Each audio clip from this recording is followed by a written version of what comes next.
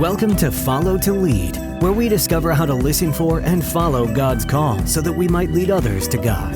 Our shared stories of inspiration from religious leaders and those active in the educational ministry of the church can help you know better how God is calling you and the role passionate Catholic education plays in spreading His message of faith, hope, and love. Now please welcome the hosts of Follow to Lead, Father Randy Sly and Kyle Pietrantonio.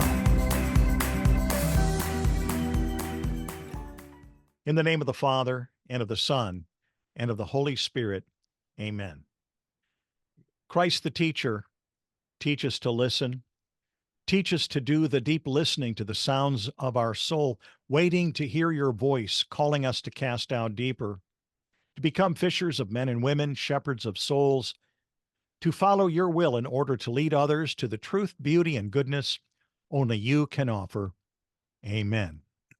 In the name of the Father, and of the Son, and of the Holy Spirit, amen. Amen.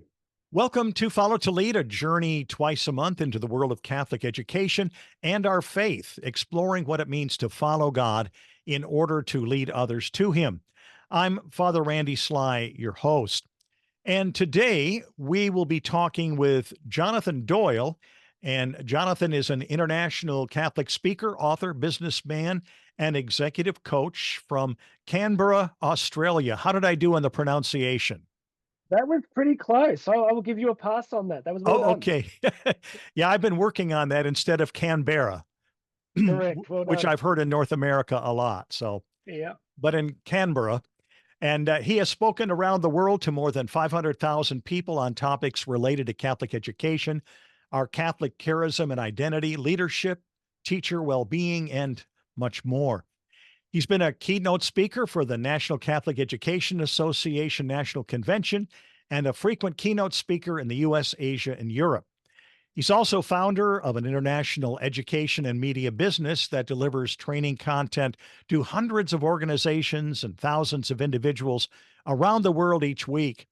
And this includes one particular program called Going Deeper Catholic Teacher Formation.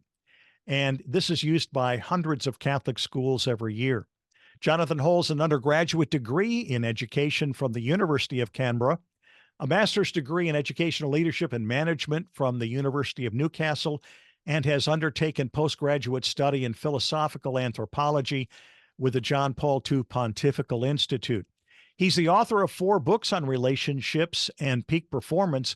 One in particular that I really want him to talk about is the book Tools and Fuels: How Catholic Teachers Can Become Saints, Beat Burnout, and Save the World.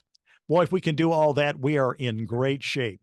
Anyway, Amen. each day he also shares a lot of these ideas with a large global audience on his daily podcast. So, Jonathan, welcome to the program.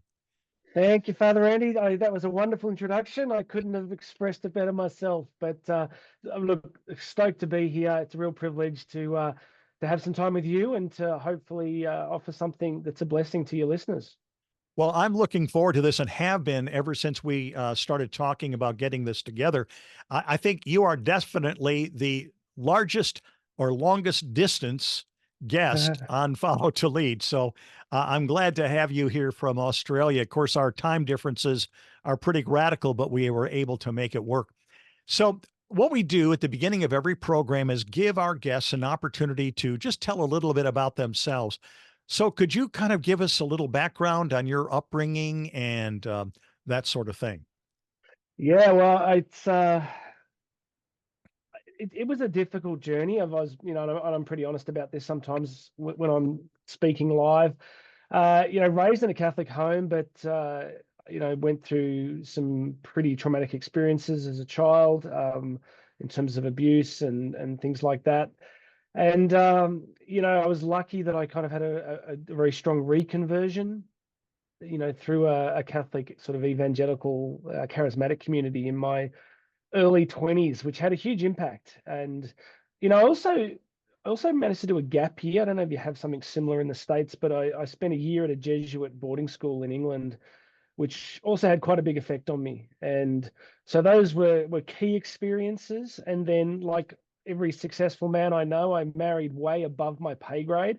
And been married to Karen now for almost 24 years. And so, she's been a huge stabilizing influence on me. And yeah, so that's the background. There were some real difficulties there. And I think, God's done a lot of work over many, many years. And I think that's why the faith's been so central to me, just in terms of that healing. And as many people know, that healing is ongoing.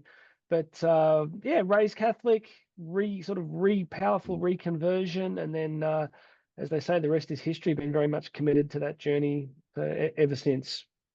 What drew you to really kind of focus on Catholic education, even as you began some of your undergraduate studies?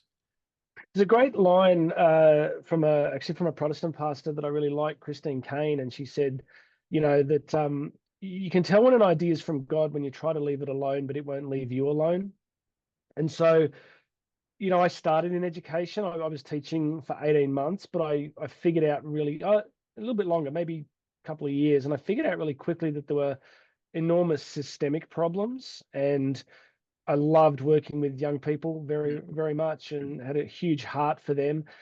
But I realized that, particularly in Australia, there was a great deal of exhaustion, burnout, cynicism. And I think I figured out pretty early that the vocational aspect, like, it's not a job. Like, if you approach it that way, the emotional, psychological, spiritual drain is too much for people. And so I figured out that the real issue wasn't the kids. Like, the kids were facing cultural issues, technology, family breakdown. Those are real things. But what we needed were men and women who were what the church documents refer to as convinced and coherent. I always like that phrasing, that they were convinced that the Catholic proposition was ideal for humanity, and that they were coherent, not perfect, but coherent in their lifestyle. So I kind of just figured out that if we could support teachers more, we were reaching young people. We were more likely to reach young people effectively. So, sometimes they're like sheep without a shepherd. Teachers need encouragement. They need to be reminded constantly that they're doing something profound, because we live in a culture where, with all our influences and celebrities, I often joke with teachers. I say, finish this sentence. When you introduce yourself as a teacher, how often do you say, "Oh, I'm just a teacher," and helping them reclaim some of the power of that vocation. And I spoke in Boise, Idaho a few years ago, and Bishop Peter there said something quite extraordinary when he said, he was speaking to the teachers during my introduction, and he said, "All you teachers," he said, "you've got to stop trying to make Jesus unemployed." And so, if it is truly vocational, when I'm teaching teachers, I talk about those three levels of vocation. We've all got the vocation as a son or daughter adopted into the household of God. Then we have our state of life, married, religious, single life. And then we have this third level of vocation, which is what we're called to in life, what we're called to do. And I was literally teaching on that in Tasmania last week. There's a great quote from Henry Newen, just on that vocational piece, that the vocational aspect of our life is being worked out in the concrete circumstances of our life. So I've just been trying to remind teachers that what looks like a classroom, what looks like all the interactions of teaching and education, probably have a much greater spiritual profundity than teachers often realize. It's interesting when you think about how many hours in a day a student spends with their teacher, with Yeah, respect to how much that time they spend at home. And yeah, teachers have an amazing opportunity for mission, yeah, formation, impact, yeah, all of that. yeah. There's a great line from John Baptiste de la Salle, which I think I shared it at the NCA convention, where he said, "Young people need teachers like visible angels." So I often have a bit of a joke with teachers. I say, "Did you realize that when from now on, when you go to like a barbecue or a dinner, you can now introduce yourself as a visible angel, get a business card with it printed on it." You make a great point. There is, I think Evelyn Underhill said this, that when you scratch beneath the surface with modern young people, on the surface, there's an appearance of worldliness and and strength, and often there can be a kind of Teflon exterior. But Evelyn Underhill said, when you scratch beneath the surface, you find depths of loneliness and uncertainty and confusion that you didn't know existed. And so great teachers, just on the pastoral level, the ability to build friendships, just to build appropriate, healthy, a fundamental disposition that you care about young people. Aquinas's definition of love, to will the good of the other. So I say to teachers, you're not going to like everybody. You are not going to like every student. You're a human person. You're not going to, but you can love them, which means you can have a fundamental disposition that they flourish, that they grow. I just think for as long as this system continues, this education system as we currently have it, good Catholic teachers can do remarkable things. I couldn't agree more. I think about the 5 marks of Catholic education by Archbishop Miller in that great Vatican document. And one of the things he stresses is community, that really you're building community in a school. It's I know that Kyle Pietrantonio from Duke and Altum, our executive director, likes to talk about the school as parish. Yeah. There's a life there that is in and of itself just a special community. So true. And when I was in Tasmania a couple of weeks ago, I was talking to the head of their IT for Catholic education there, and they're rolling out a new system across the state. They do a great job, but we're talking about just the levels of complexity and things that teachers constantly have to deal with. And it really led me to think deeply about the nature of the education system in this country, particularly.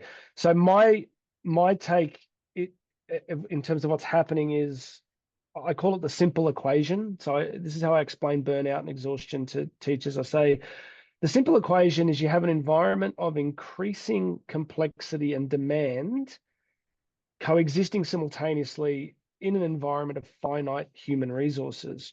So we've got more complexity, but finite time.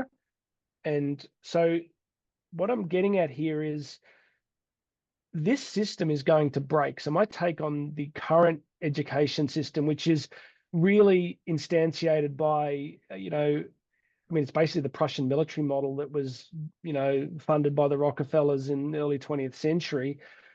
And as that begins to break down, I'm saying to teachers that you can't do much to change that, the structural issues that we're facing. But what you can do, and this is where I'm speaking to your point, is you can create a community where people want to come. You can't fix the demands from government. You can't fix the technology pressures. But what you can do is say, right, we are going to build a community here where we want to come to work and where young people want to come. And the example I give teachers is I show them images of Lindisfarne and Iona, the 10th, 11th century monastic communities off the coast of the United Kingdom. And those were communities of 40 to 50 men and women. And those little communities built places of sacrament, prayer, fellowship. And they sent out saints like Aidan and, Columbanus, and they re-evangelized Europe. So a healthy, holy Catholic community, educational community, can do an enormous amount in culture by focusing on just that, not fixing everything outside of itself, but becoming saints in that little community. It's interesting. I've been to Lindisfarne and been and seen the same things that you were talking about. And it's interesting that their philosophy was small pods of young people that they would form, and then they would take and transplant that to another place. So there were these little pods all over England and even into Europe, where they were forming these small groups of young people and it was very effective, and in spite of how the governments were very different in parts of the countries. So and it's interesting that you mentioned pods of young people, because if you look at the work of someone like Maria Cavalletti, who was kind of the progenitor of the catechesis of the Good Shepherd stuff, the Catholic Montessori approach. Like, they talk about sensitive periods. They talk about in the formation and development of young people, there are these sensitive periods, these windows in which they are more open to the Spirit. And there's that piece. And also years ago, I heard a really good educator talk about one of the reasons why World Youth Day is so important is because there's a natural hunger in the hearts of young people for tribe, belonging, and journey together. And so what I'm trying to put together here is that the well-formed young people coming through really healthy Catholic schools, they're going to be the saints of the next generation. And because if you look at the kind of Marxist indoctrination in much of the public education system, they're evangelizing them around all sorts of other issues. And it works because young people have this desire to do great things.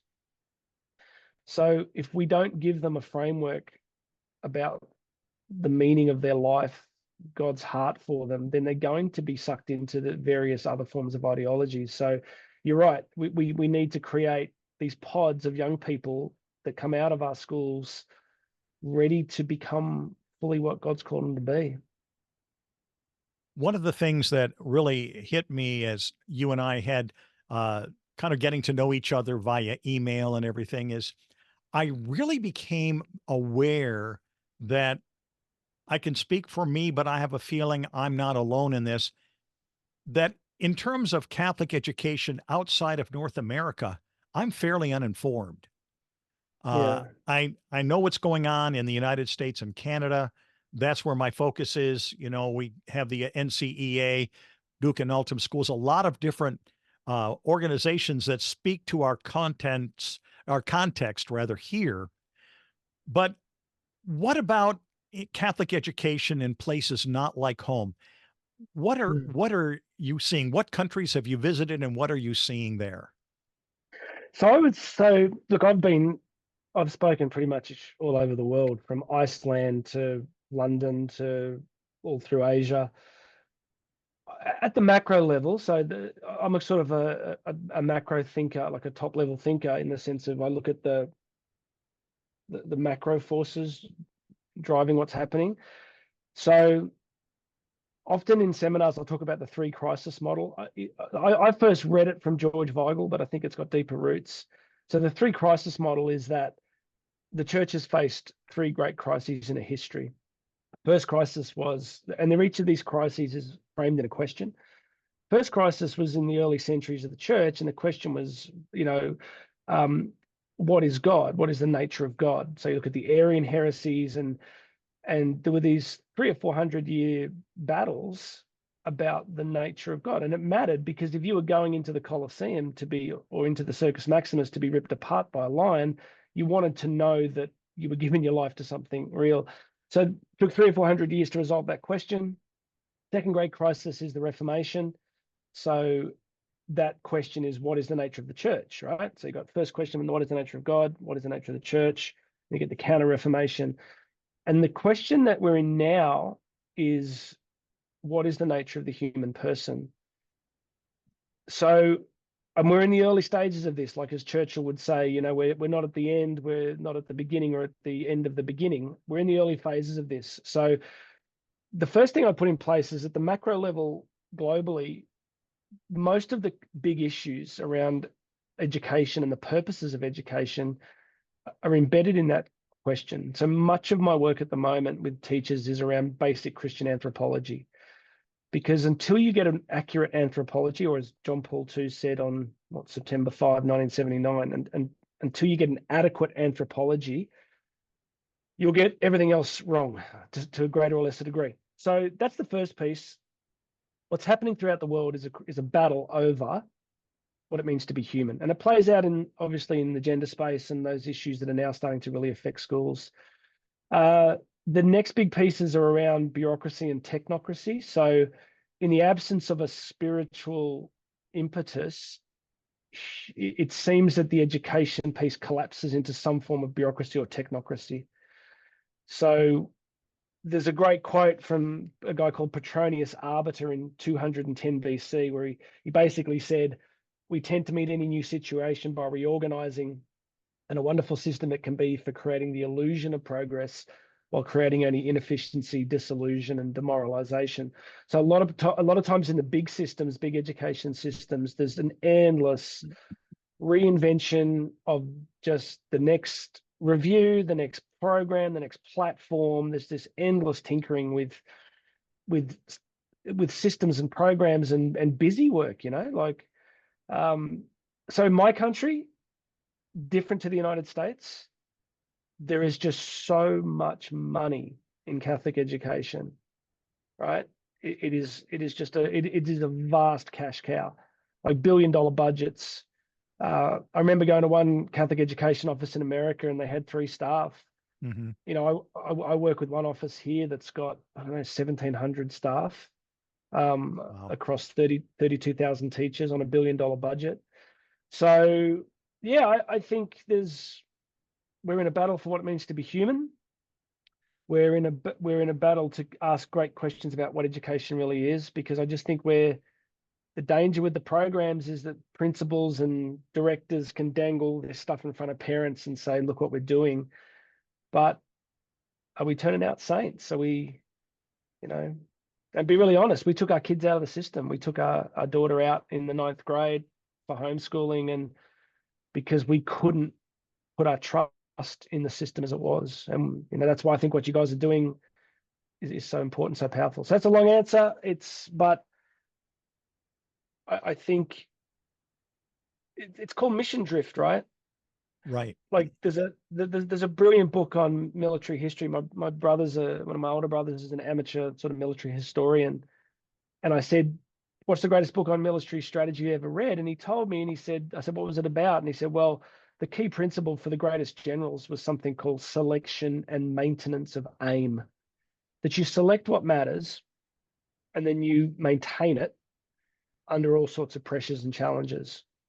So we need to have conversations around, why does a Catholic school exist? And I teach people this. I go, you go back to Paul VI, Evangelii Nunciandi, famous 2 sentences. He just says, the Catholic Church does not have a mission, full stop, period. And then he says, she is a mission. The church doesn't have a mission. It's not that there is a Catholic Church that then went looking for something to do. She is a mission in her identity. She's constituted as a mission. And Catholic education has 0 reason for existence outside of the mission of the church. And there's a quote from John Paul II talking to the bishops of Lombardy, where he basically said, look, Catholic schools are not just a little side hustle in the pastoral mission of bishops. Like they are an integral aspect of the church's one and only mission, which is, I expressed it to people like this: the mission of the church and the mission of education is that the Father wants his kids back. The whole Christian message is redemption. It's God interrupting human history, breaking into it because he wants his kids back. And so, yes, Catholic education will form the person, integral education, prepare people for meaningful work, but all of that is constituted towards redemption. So that's the end of my homily. Sorry, that's a long one, but Oh, that's really good stuff. I just love that phrase, the Lord wants his kids back. And yeah, that's all of the kids, even down through the schools. 100%. And, Yeah. So with your travels, it sounds to me, we'd like to have a little bit of your problem with, as far as the cash Yeah. part, Yeah. being not very, we're kind of cash poor in most Catholic schools. Yeah. And especially teacher salaries are way low. Yep. What other things, when you travel to Asia, when you travel to Europe, what do you see going on there? I think the best things that are happening is pretty much what you guys are doing. I think in the absence of individual great leadership in the existing system, then most schools are in some kind of maintenance mode. Getting everyone to Harvard is not the goal of education. It's fine if it happens. It's not a bad thing. But look, in general, when you ask what do I think is happening, I think I think that the system is operating primarily as a credentialing system with a Catholic veneer. That's Okay. what I honestly think. And I've got to the age now where I'm just starting to tell the truth. It may mean I never work anywhere again, but you know, and I think people would push back and say that's not true.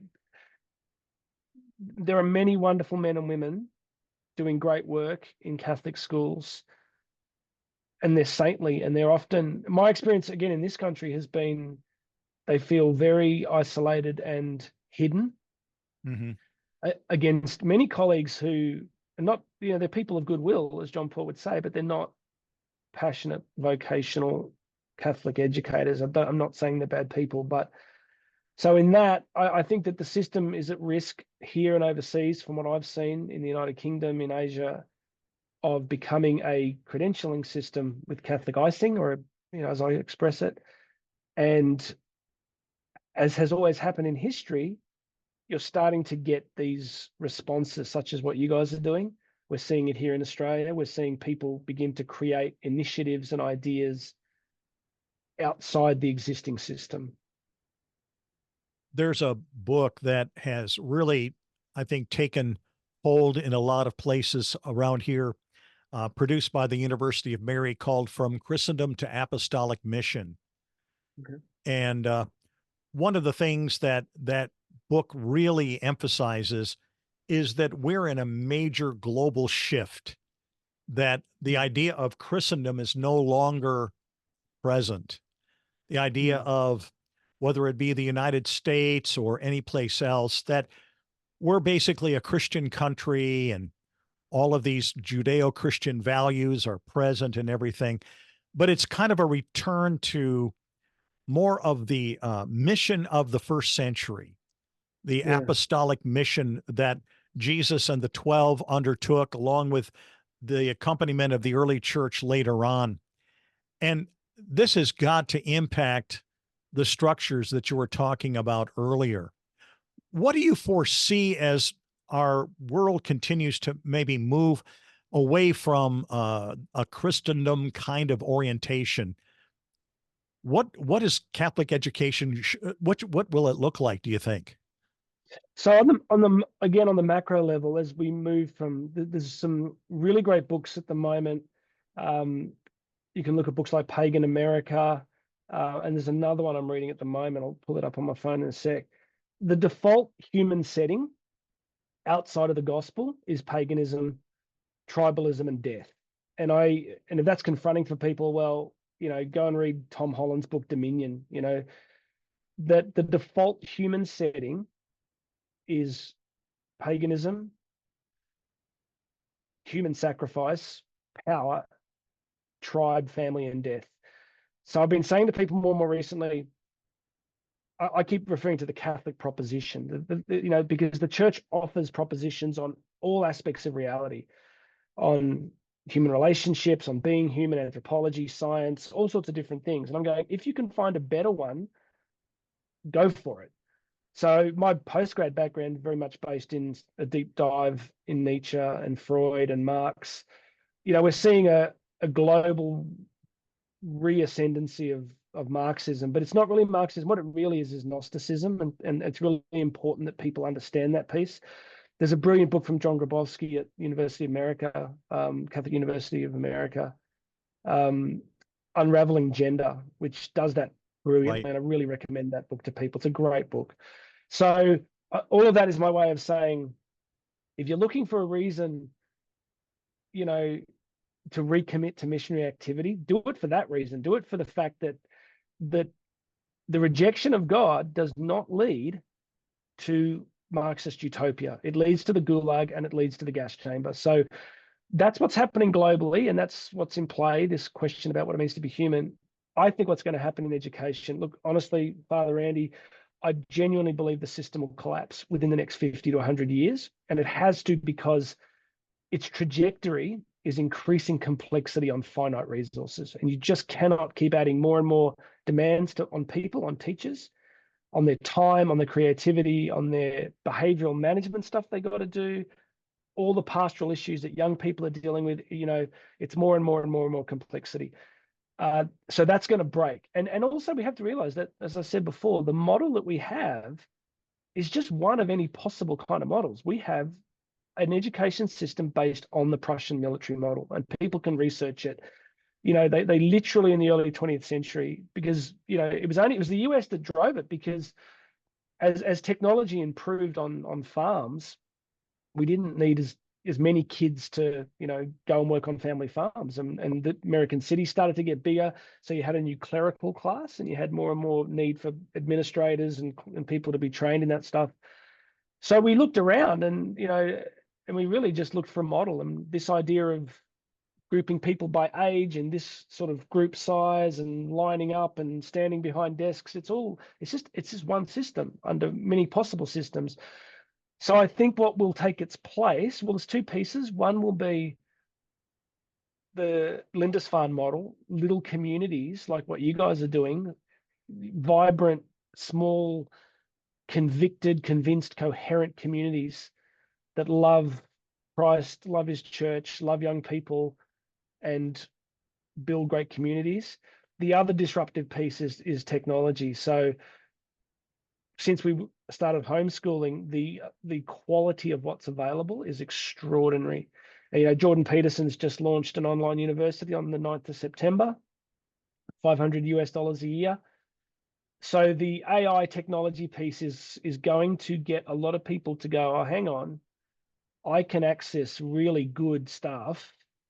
But what they can't do with that, again, is what you guys are doing, is they can't build really great communities. I think technology will take you so far with that, but you need human interaction. You need communities where you celebrate together, you have fun together, you grieve and carry each other's burdens in a physical, embodied form. So there's a lot in that, but yeah, I think the world is at a really pivotal point, and I think there is hope in what you guys are doing, what smaller communities are doing.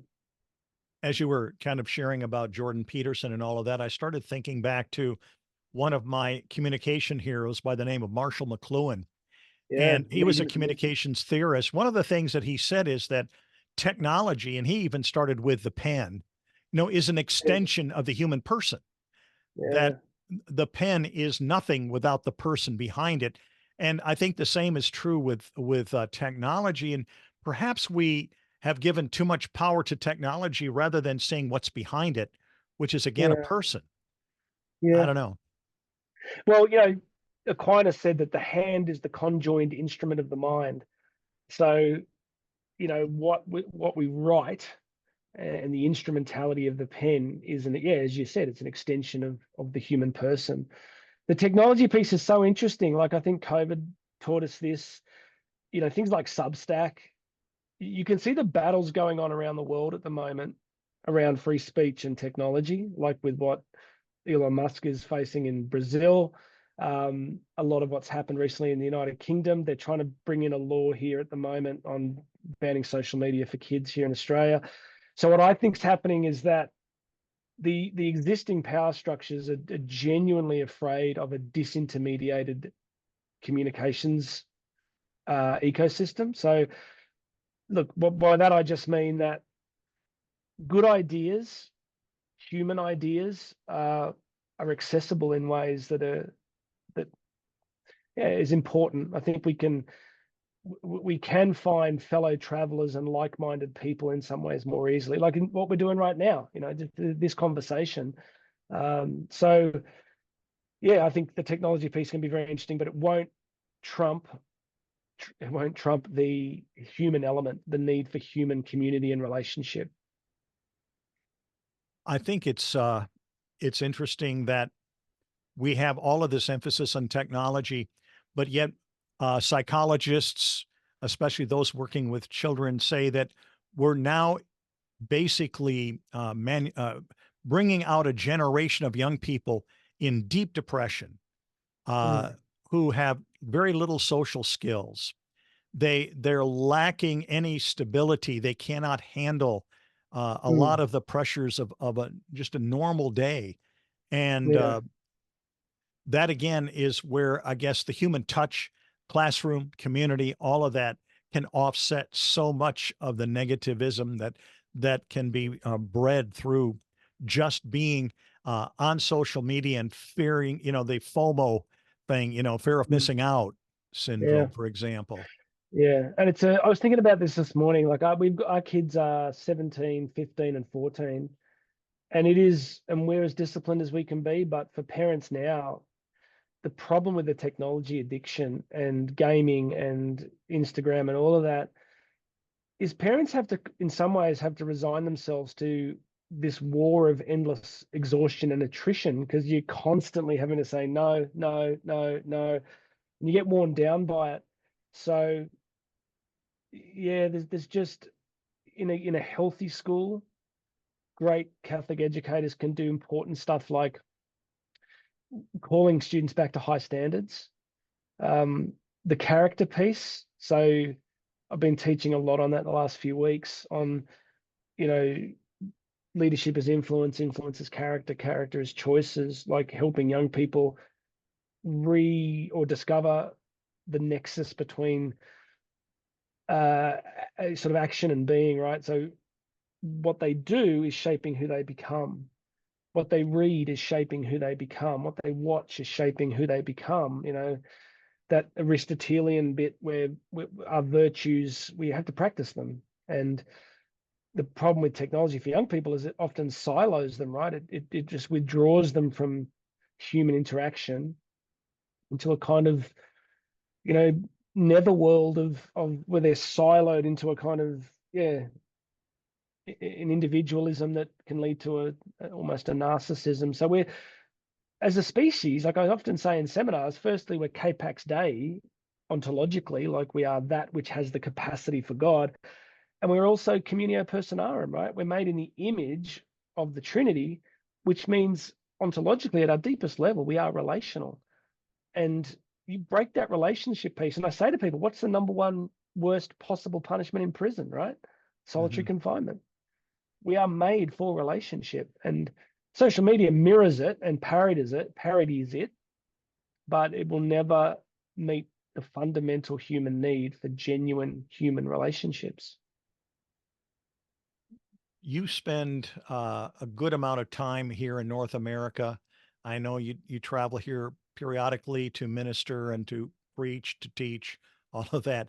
Um, and are there things that we're taking for granted as educators here in America that are real gifts to us that we weren't aware of, or maybe we've just grown too used to having them around?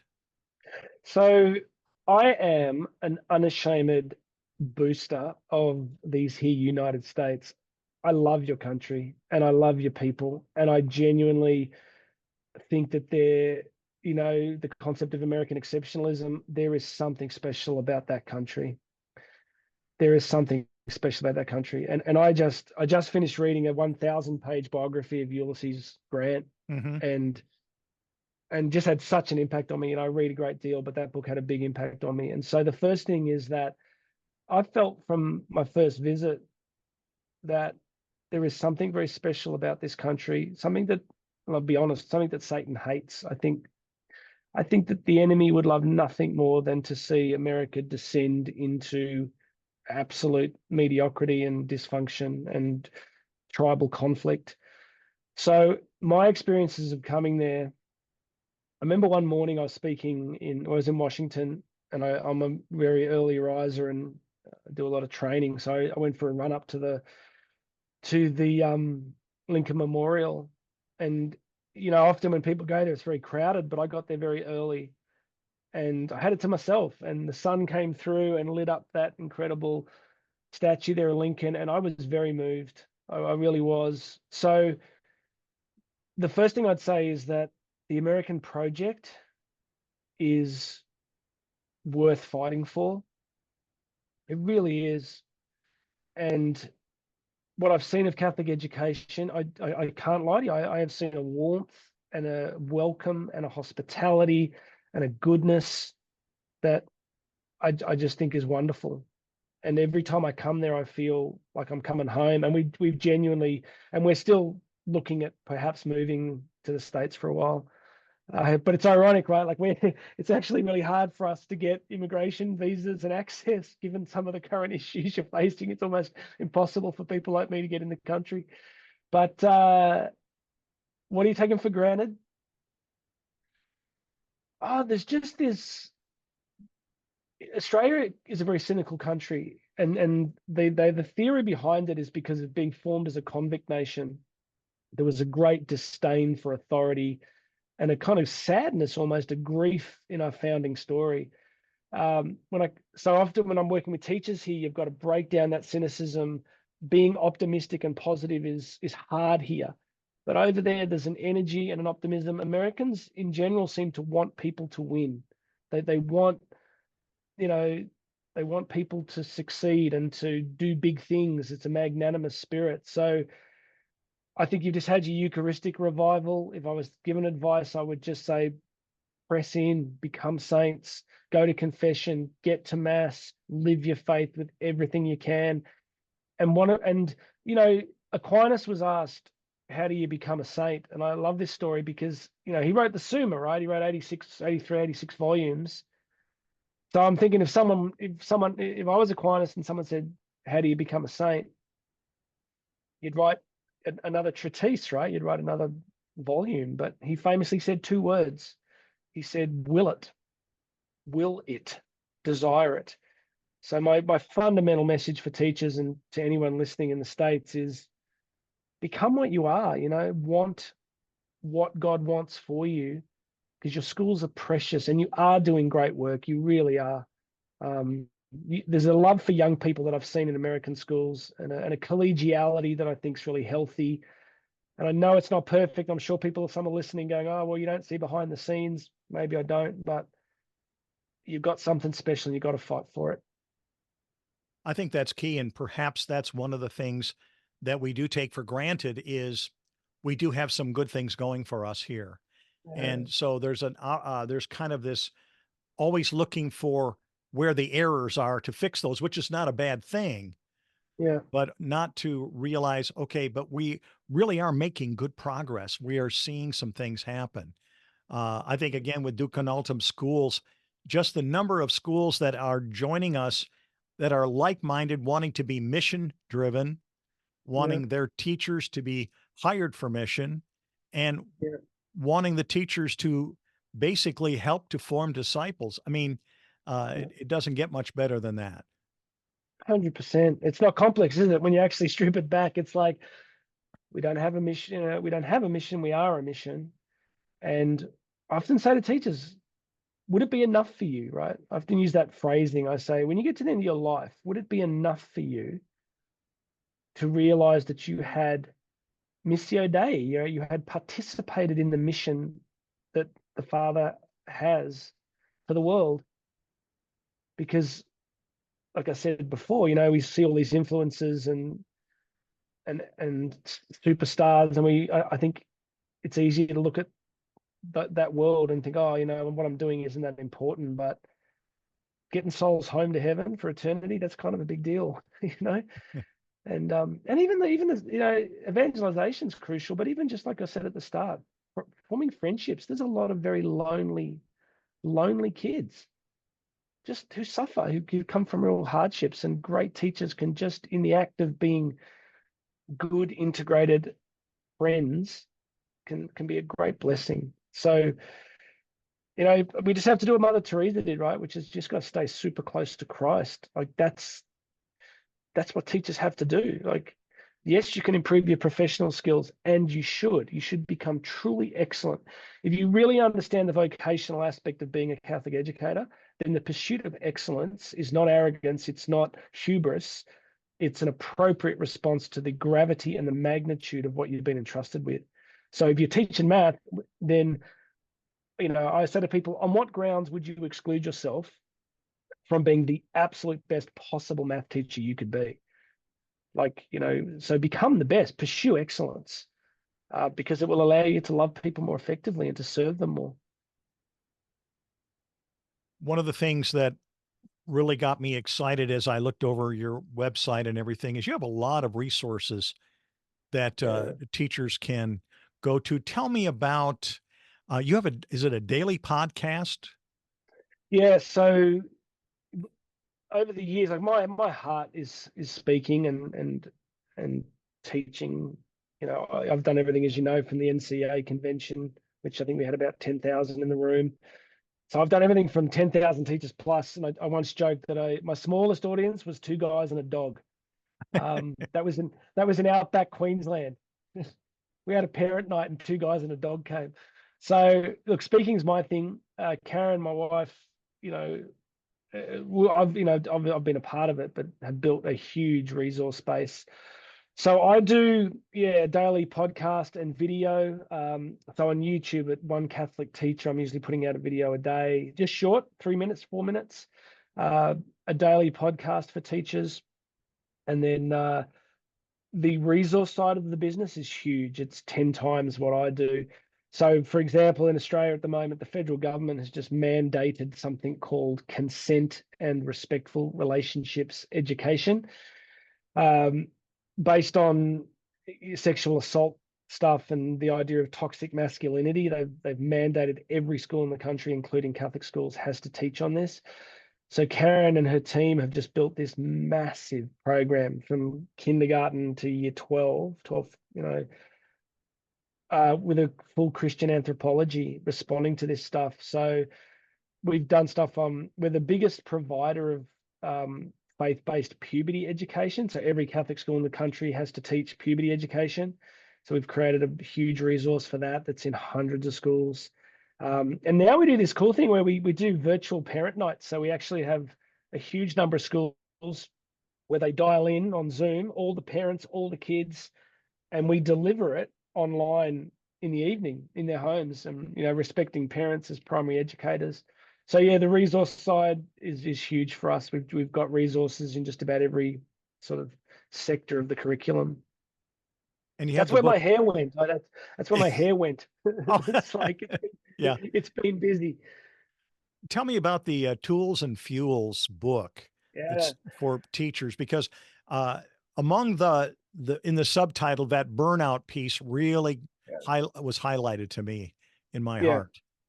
So the key things of that book were, the mantra that I use from that book is that you cannot do a supernatural task with natural resources.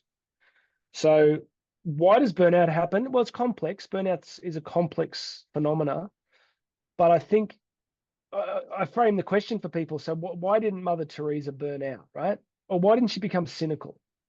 Now, she did have periods of spiritual aridity. Like, she definitely had a dark night experience that went for about 6 years, but she didn't become cynical. She never got to the point of, oh, this is all too much and I'm sick of these poor people. And so that leads to the question, what did she know that we may have forgotten? The tagline Tools and Fuels comes from, I was in a 236-kilometer bike race, which I think is maybe 180 miles or something. And I got to this massive climb, this mountain, and I had a whole bunch of problems with my gearing on my bike, but I got, I could still get it finished, but I didn't get my nutrition right. So I ended up using the wrong stuff and got really nauseous and sick. And I realized that the problem on that ride wasn't my tools, the problem was my fuels. And then I extrapolated that for teachers and I said, our problem isn't tools. Like, I don't think too many principals or teachers are sitting around thinking everything would be perfect if we just had a new set of computers. Everything would be radically fixed if we just had this particular resource. There is a place for resources, there's a place for computers, but I don't think we have a tools problem, because a great teacher doesn't even need a textbook. Like, a great teacher can just teach. And so we don't have a tools problem, we have a fuels problem. And the fuels problem is, if you break the spiritual nexus, and specifically from a Catholic point of view, if the Eucharist is the source and summit, and you break enough people away from that, but then keep expecting them to discharge a spiritual task, they're going to run out of grace, right? And that's going to happen differently for every different person, because depending on a person's psychology, temperament, family background, extroverts will survive longer than introverts. So tools and fuels simply means we need the sacramental life of the church. And it's obvious because that's what the saints did. Like the saints did these remarkable things, not because they were created in a factory in heaven with supernatural abilities. They were human, they were like us, but through experience and circumstance and providence, they responded. Augustine has a great quote where he says, "He who made you without your cooperation will not save you without your cooperation." So we didn't get a vote if we got created, but we do get a vote if we want to participate and cooperate with what God's doing. So if you want to survive, if you want to thrive and not just survive the Catholic education vocation, then just do what the saints did. Just figure out where the grace is and immerse yourself there. Because otherwise, it's eventually on your own personal resources over time, and they're finite. Once at a conference, I heard somebody say that without using your term, without the fuels, we basically are half-fill buckets trying to overflow. That's good. And I feel it. Like, I tell you the truth, I've burned out probably twice. I'm an extreme introvert. Like, I'm on the irony of God putting me on stage all the time is never lost on me, right? So I have to watch this so carefully. I've got a strong monastic streak in me. Like, and I spent time with the Carmelites before I was married. Like, I am preaching to myself all the time because, Karen's amazing. I'm married to a extroverted stoic, and I'm a introverted, HSP, like highly sensitive to my environment and stress and noise. And even you put me in a noisy restaurant, I'll struggle. So I've had to learn and I have to practice these rhythms of what Karen calls rhythms of renewal. Like if I don't get silence, if I don't get prayer, if I don't get the sacraments, then I'm a danger to myself and others. Mm-hmm. So I'm serious. I'm preaching to myself. Like I cannot survive. That's why I love my Catholic faith, because I think the Catholic Church, without any question, more than any institution in history, has just absolutely figured out what it is to be human, and has figured out our weaknesses, our potential for magnificence, and has created, has revealed to us a sacramental life that just, John of the Cross said that the church is the great mother who keeps the children together on the journey. If you think sometimes you go into an airport and you'll see a family, and the dad will be like trying to watch, sports on ESPN on his phone, and you'll see the mother walking along and she's shepherding all the kids and moving them along, and she knows she's got to get them through. And I think that's what the church can do for us. Jonathan, thank you so much for everything you've shared tonight. This is absolutely fantastic. If people want to avail themselves of your resources, your podcast, and all of that, do you have a web presence that they can go to? Yeah, so the simplest way is the website itself, which is jonathandoyle.co.co. jonathandoyle.co. So most of the links are there. YouTube, I think you'll find me at One Catholic Teacher, letter O, letter N, letter E, One Catholic Teacher. I think if you just any podcast platform, if you look for Jonathan Doyle Catholic Teacher Podcast, you'll find me there. And Instagram, I try to use for kingdom purposes. I think it's basically a cesspool of depravity, but I try and bless people there, so they can find me at J Doyle Speaks, one word, J Doyle Speaks. But yeah, website's probably the best, jonathandoyle.co. And thank you for your patience, because I've been I look, I don't get to talk about this enough, and to be open and honest. So apologies if I've been preaching to the choir, but it's been a real privilege to share my heart with people tonight. Oh, it's been a delight for us as well. And you're going to be here in the United States in October, I believe. Yes, we are bringing the whole family, because I didn't want to spend too much time in purgatory, so I'm bringing the whole family on the plane, which will be great for my sanctity. We're going to have we arrive on October 6th in San Francisco, and we are speaking in San Fran to all the principals and leaders there, and then a big event in Detroit. That's a few thousand people for that one, and then I'm speaking in Texas again and Florida. So people are interested, and often I can people want to come along. I can find a way to make that happen. But if they reach out through the website, we can give them more information. That's looking wonderful. forward to it. Oh. But we're excited about your election. It's going to be interesting times in the States. Yes, so indeed. We're praying the Lord's will is done there. But praying for America and for all you great people. Jonathan, thank you again so much for being with us. This has been such a delight. And of course, for more information about Duke and Altum Schools Collaborative, please visit our website at diaschools.org. And if you haven't already done so, please subscribe to our YouTube channel or follow our podcast. And be sure to leave a comment to encourage us toward future programs. May Almighty God bless you. We'd like to thank you for joining us on this episode of Follow to Lead, a production of the Duke and Altum Schools Collaborative. To learn more about finding your own path in your journey of faith, or for more information on what we discussed in today's episode, you are invited to follow us on social media and visit us on the web at diaschools.org. To provide a one-time donation or monthly pledge, please visit our website. Your gift will aid us in providing up-to-date information, additional resources, and other support on how to take Catholic education to a higher level. We look forward to helping you follow God's call to lead others to God right here on Follow to Lead.